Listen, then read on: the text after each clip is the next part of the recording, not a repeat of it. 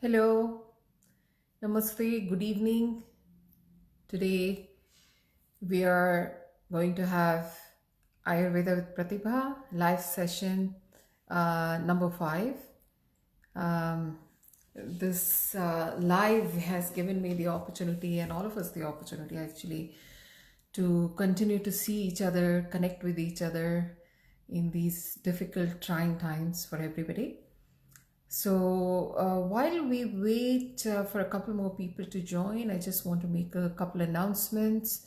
One is, even if you miss the live session, they are always uploaded on my recently launched YouTube channel by the same name, My Ayurved. And you can find it there. The previous recordings are also available. And there is a webinar coming up on protect and promote your immunity with Ayurveda.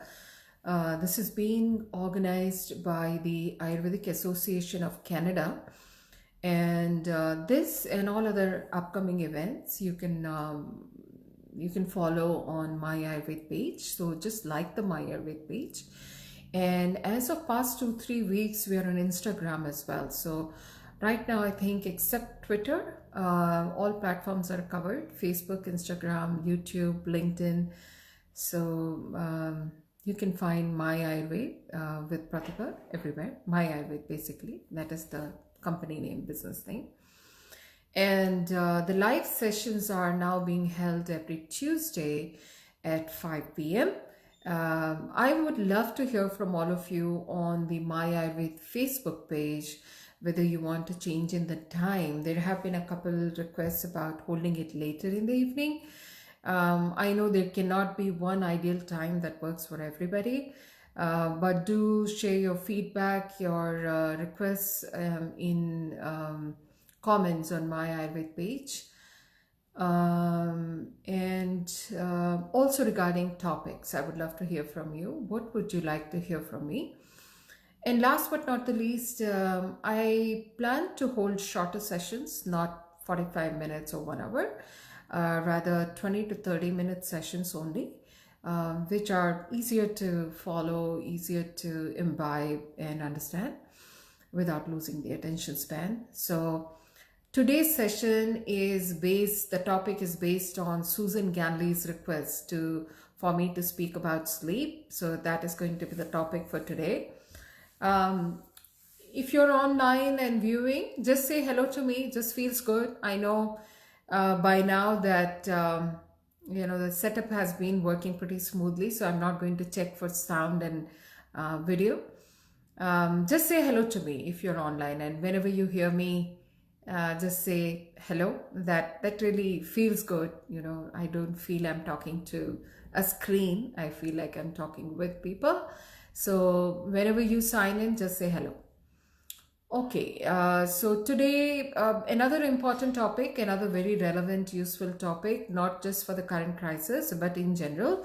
So I will try to, hi Susan, thank you.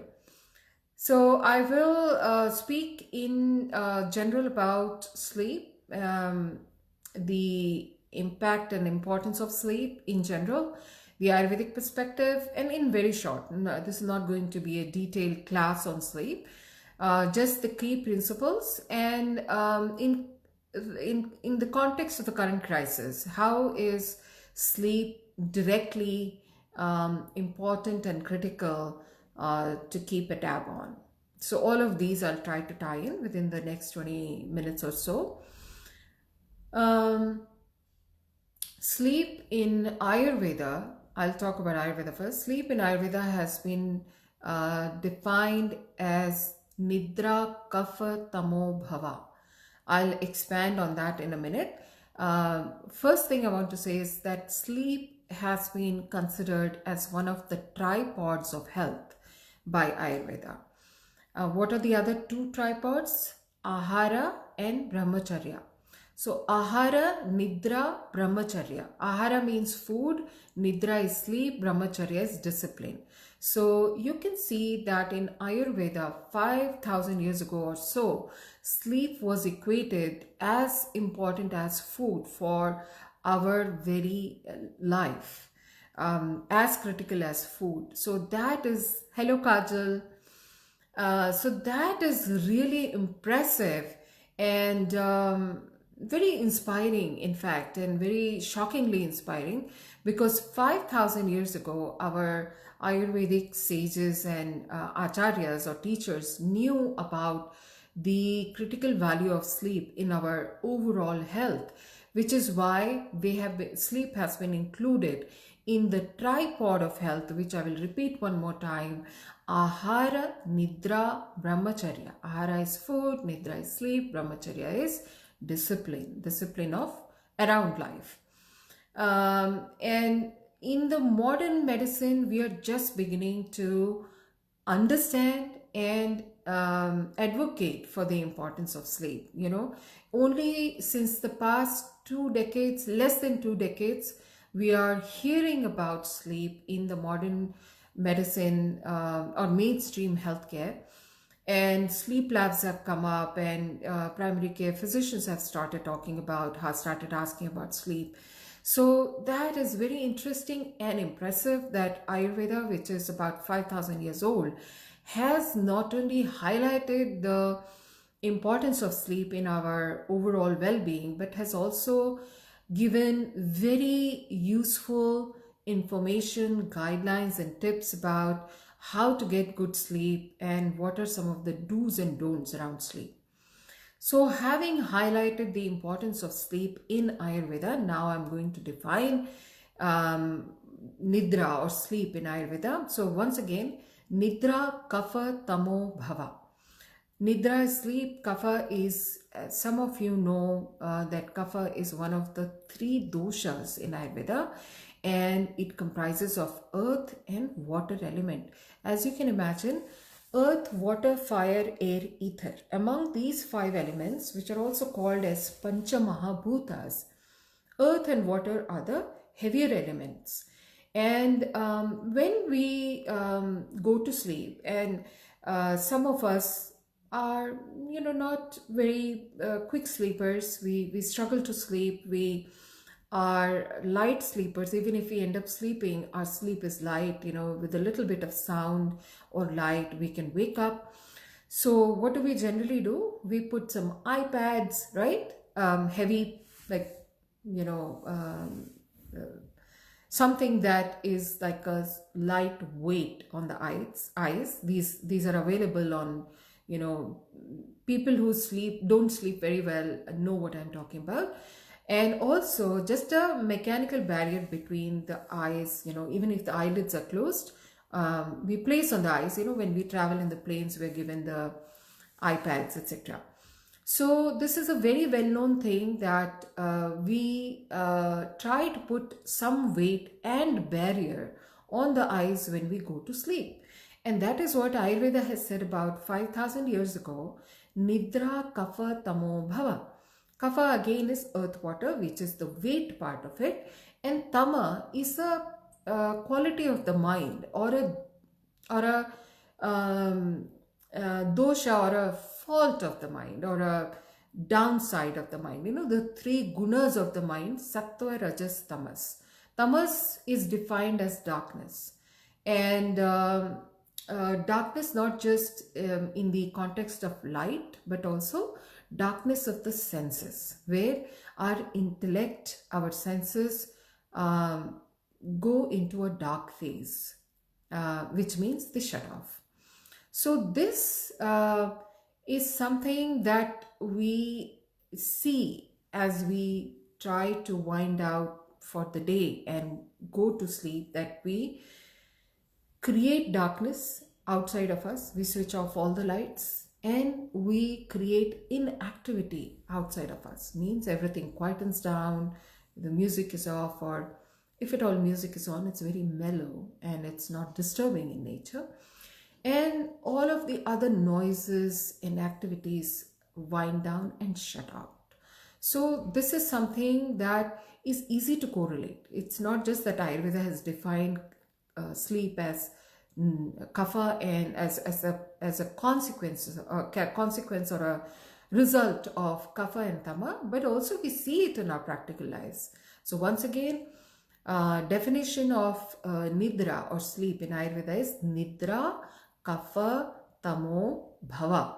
Means sleep is a direct function of kapha, which is earth and water, and tama, which is also earth and water.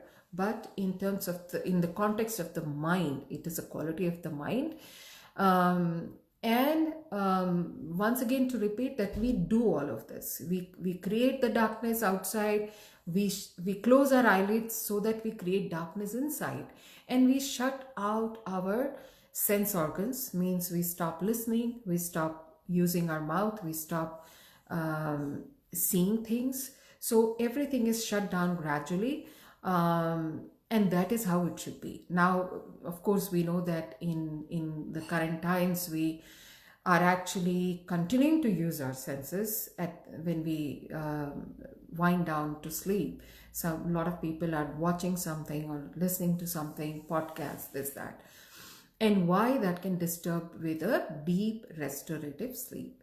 So this is the definition of sleep in Ayurveda. Now, why do we need sleep? Sleep is the time when our body rests, relaxes, because it is a mechanical model, and any mechanical model cannot function on a continued basis. So just from the mechanical perspective, the body must slow down and rest in order to be functional the next day. Now, body also comprises of mind, brain, and the brain also kind of reboots when we sleep. It reboots and restores when we sleep. All of the unwanted memories, brain is also not just the chief executive, but it is also our memory, RAM, you can say, or the hard disk, you can say, where all memories are stored. So in the night when we sleep, our brain basically scans all the memories and discards all the unwanted ones. This is in a healthy state of being. It will discard all the unwanted, undesirable memories, and it will store the good ones. So this resetting and rebooting happens when we sleep. But we also now know that, as I was saying, since the past 2-3 decades, the mainstream healthcare or medicine has also been recognizing the importance and value of sleep in not only overall health, but also our immunity. And now there comes the relevant context in the current crisis, that the quality of sleep has a direct impact on our immunity. So in the night when we sleep, not only the memories, etc., all of that rebooting is happening, but also, and we are in the process of understanding the physiology of the impact of sleep on our immunity. But so far we know that cytokines, which are the proteins in our body that release at the time of a microbial invasion, whether it's bacterial or viral or even parasitic, and cytokines are produced and released when we sleep at night. And a proper time and a proper duration of sleep has a direct impact on the WBC count and the lymphatic count, which are also important components of our immunity. So what are some of the aspects of sleep that are important? The number of hours and the timing of the sleep. Both are very important. So circadian rhythm we have been talking about in the previous lives, very important. Being functional and awake with the sun, and as the sun goes down, we should also wind down. This is how all other species in the animal world operate, and that is how our human body is wired to operate most efficiently. Of course, if you're awake during the night and sleeping during the day, you will still be alive, you won't die, but you will not be functioning efficiently and optimally. That is the important thing to understand. And our goal as smart, intelligent human beings is to operate this machine, not just operate it, but operate it efficiently and optimally. So for that, the smart thing to do is follow the cycle of the sun. So we wake up with the cycle of with the sunrise, and we sleep with the sunset. And as I have said in the previous lives, that in the morning the sunrise gives us vitamin D as well as serotonin, which are helpful to uplift us and motivate us to work. And it provides the motivation. And the sunset provides us with the gift of melatonin, which is again a naturally occurring chemical which helps us to get good sleep. So these are some of the components of sleep that we need to understand why sleep is important. And also, if you try and recall, whenever we fall sick, the first thing our elders in the family will say, get a lot of rest. Even the doctors will say, rest and restore. Okay, in the restore itself, rest is inherent, right?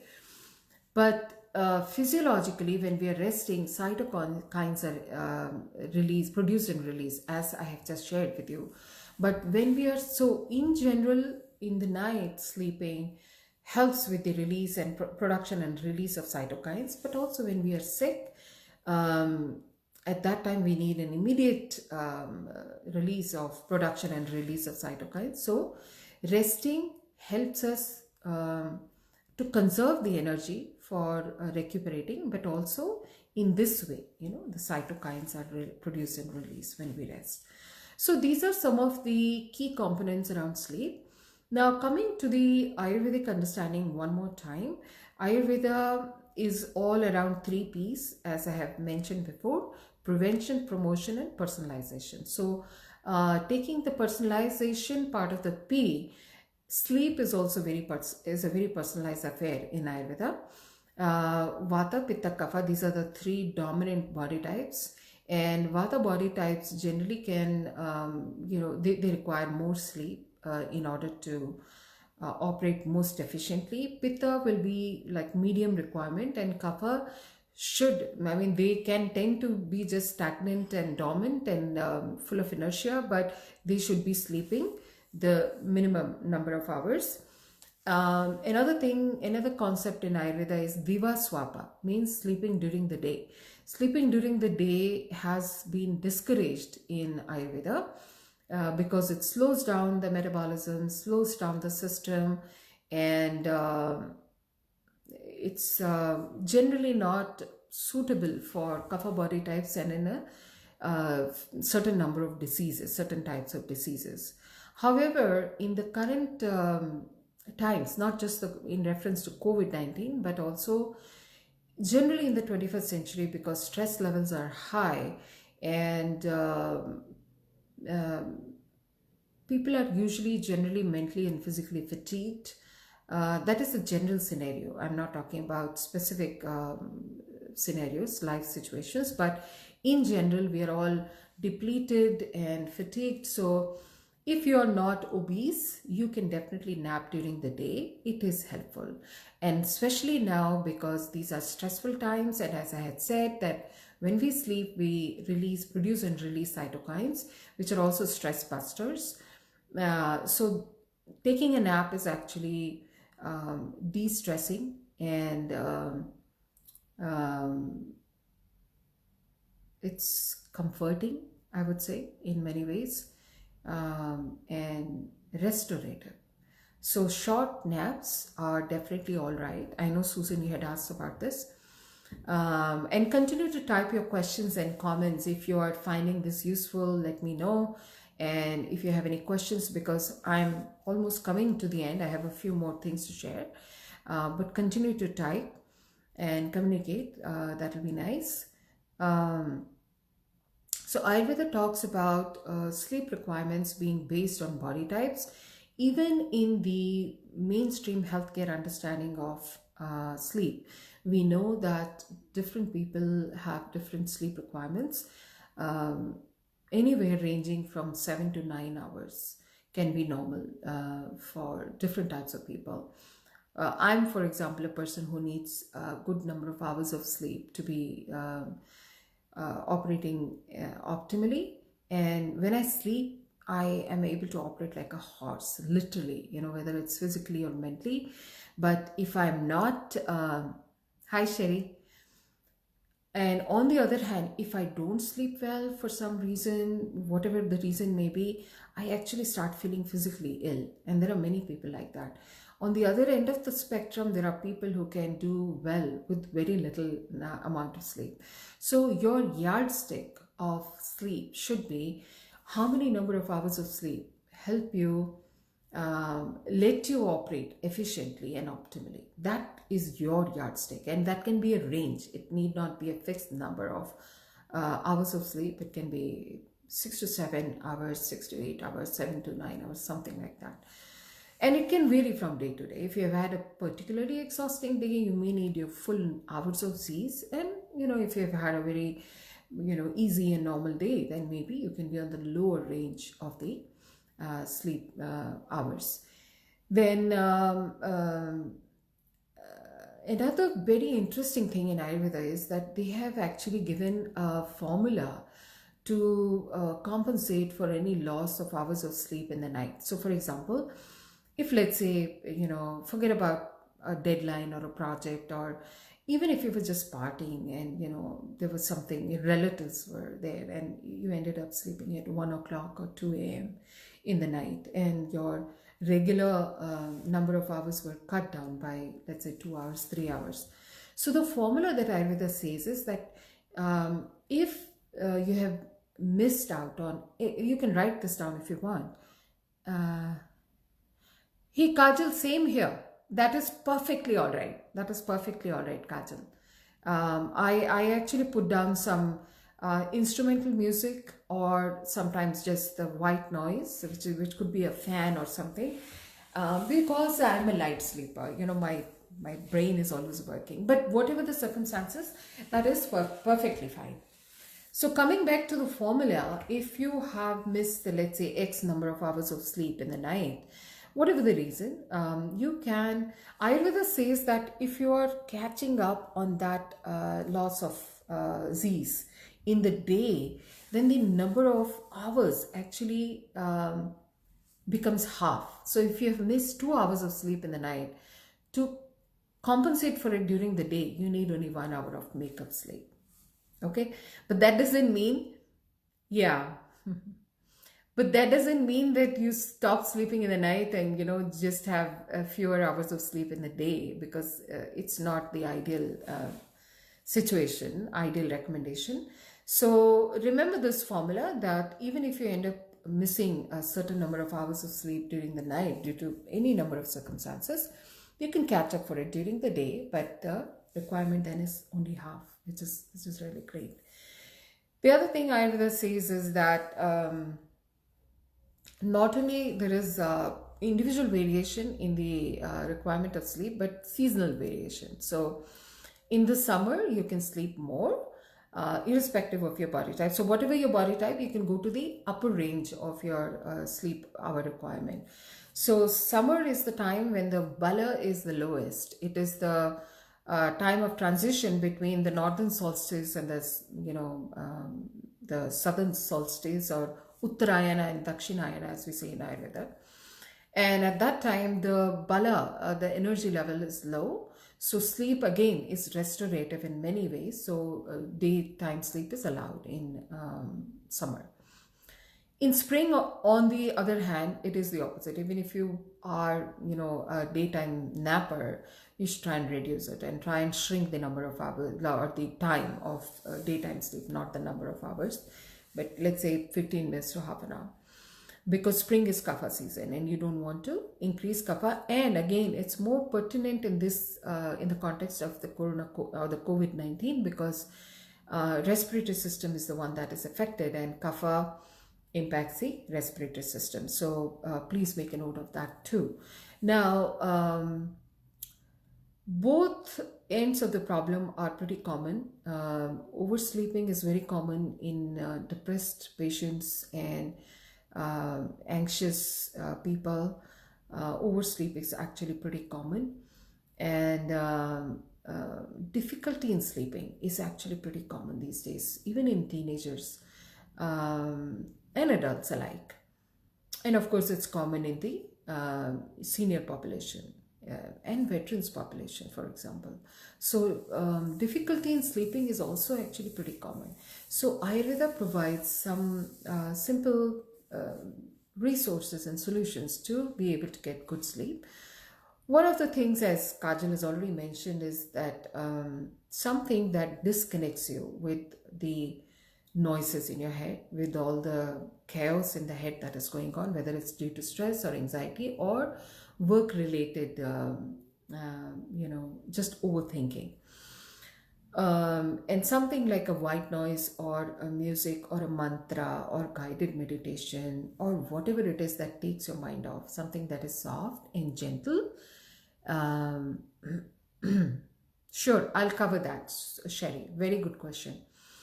So something that takes the mind off is very helpful, and at the same time it should be sleep inducing. So anything can take your mind off. An action movie can take your mind off, but it is not sleep inducing. It actually wakens you up. So something that has both the things, that it takes your mind off but also is sleep inducing. So it's gentle and soothing and soft, all of the above. Okay, slowly, surely, it takes your mind off, it calms your heartbeat, it brings down your cortisol level, enhances the melatonin and the serotonin, or not the serotonin, but cortisol is down. Okay, so it gently helps you segue into sleep. And Sherry has asked a very good question. So I'll get into sleep hygiene and then I'll share a few more things that can help with sleep. So sleep hygiene is all the things you do before you get into bed, or helping you get ready to get into bed. So it includes everything from the physical to the psychological to the physiological. So all the things that you can think of in the night that you should have eaten at least 2 to 3 hours before your bedtime. You must first of all, have a regular bedtime. That is important. You cannot be sleeping very erratically. There can be a range. There can be a range of like 9 to 10, 9 to 10:30, 8 to 10, something like that. But it cannot be one day 8 o'clock, another day 11 o'clock, one day 9 o'clock, another day 2 o'clock, not like that. So that way our being we are creatures of habit.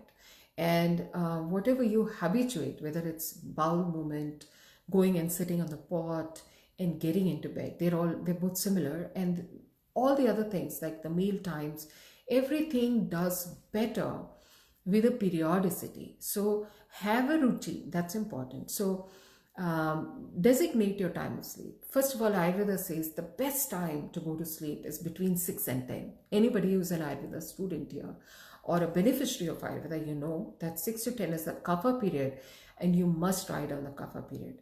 Because if you don't ride on the kapha period, the pitta period starts 10 to 2, and then between 10 to 2, if you're awake, you start feeling very active again, and you start feeling hungry also. That's a very well-known thing. All your to-do list will start coming, and you will start, sometimes getting up and answering emails, and then slowly fridge will start getting opened, and all the things will start coming out. So 10 to 2 is pitta time, and then 2 to 4 is again vata time, and then 6 onwards is kapha time again, 6 to 10. So if you don't wake up between 2 to 6, then what happens? Again, you get into deep sleep. So we have experienced these concepts of Ayurveda in our lifetimes at some point or the other. So once again, 6 to 10 p.m. is the best time to go to sleep. Try to remain in that range. So within that range, try to finish everything, brush your teeth, get into your pajamas, and leave some time for even a 5 minute of meditation in your PJs on the bed. And meditation can be anything. As I've said in the past, none of these needs to be complicated. You can just be in your bed and do gentle belly breathing. Belly breathing is inhalation and belly out, means inhalation, diaphragm down, belly out, lungs expand, oxygenation happens, and gently, belly in, diaphragm up, and lungs contract and carbon dioxide out. So this itself is very calming. All you need is your system should be also winding down. Your heartbeat cannot be fast, your pulse rate cannot be fast, you won't be able to sleep. So for that reason, in the night, beyond a certain point, you should not be watching anything that is very stimulating.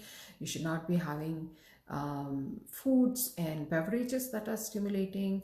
And there is a misconception that having alcohol in the night is sleep inducing. It's not. It does not give you REM sleep.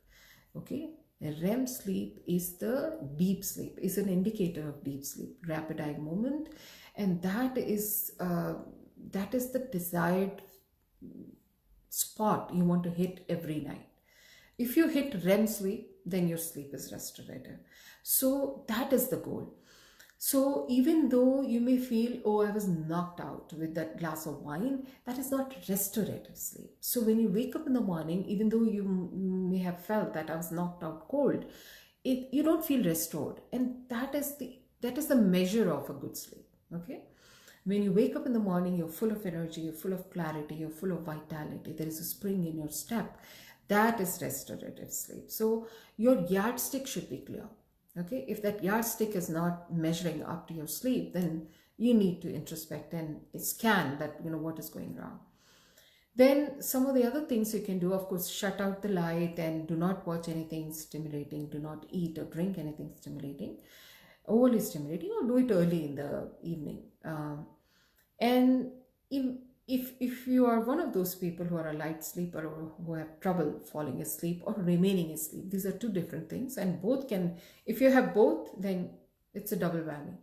So some of the things that help with good sleep according to Ayurveda, again, I will not be doing a detailed class on this today, but some of the easy things you can do is you can take any oil, base oil, sesame, olive, whatever you have, or coconut, depending, coconut is cooling. So you have, if you're fire body type, hot body type, you can use coconut, but otherwise you should avoid. You can add a few drops of something that is sensuously pleasant, like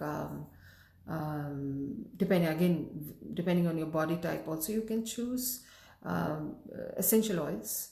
Add a few drops, maybe rose oil or lavender oil, and gently rub your soles as you're meditating or belly breathing.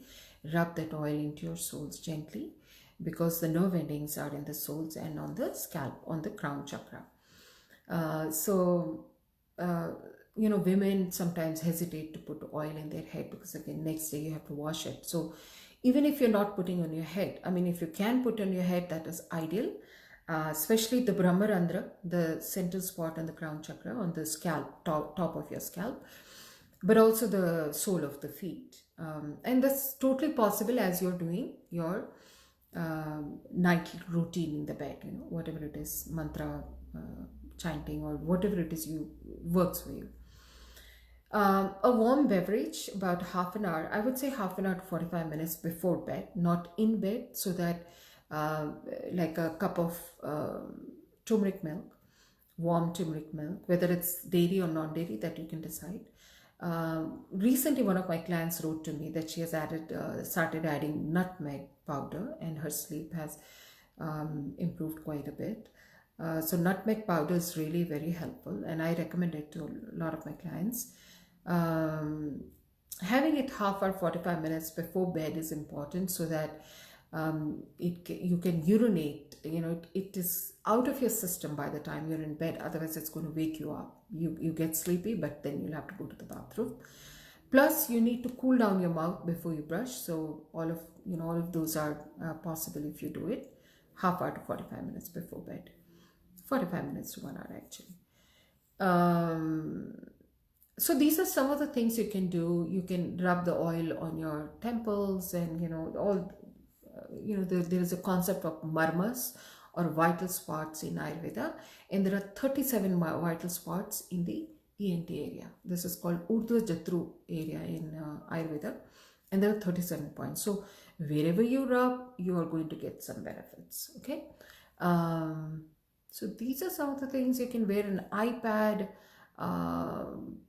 There are other things you can do with the eyes, but I don't want to say it on the live because eyes are a sensitive organ.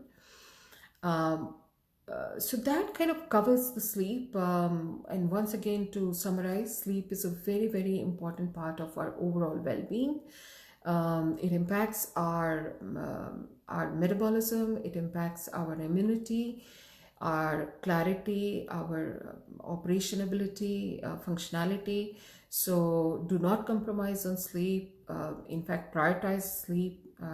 Ayurveda says Nidra, or sleep, is one of the 3 tripods of health. Very, very important. And our mainstream healthcare is also saying the same now. So in these times, in the COVID-19 times, have a relaxed attitude towards everything.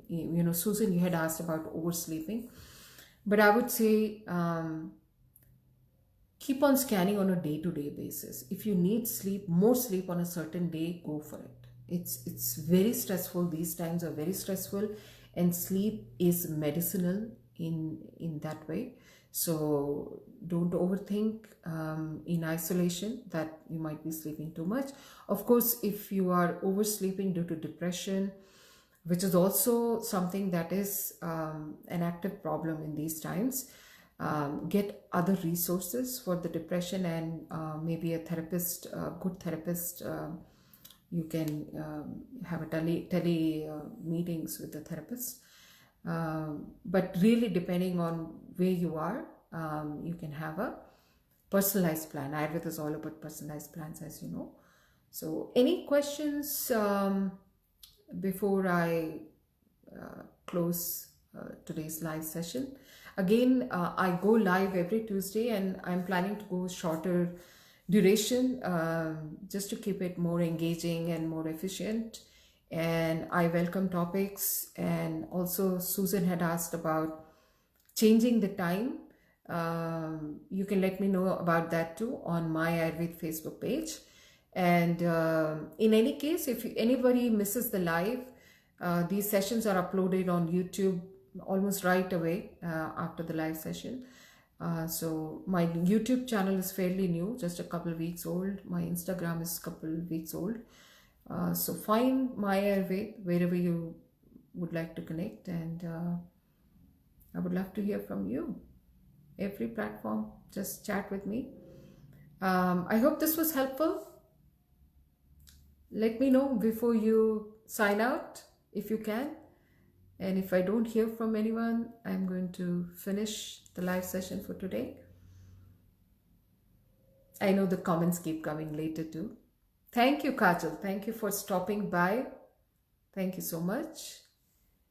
So have a good night, everybody, and try to get into bed between 6 and 10 as usual. And keep coming. Keep talking to me on the variety of platforms. I love to hear back from you. Namaste, be well, be safe, and be together separately. All right?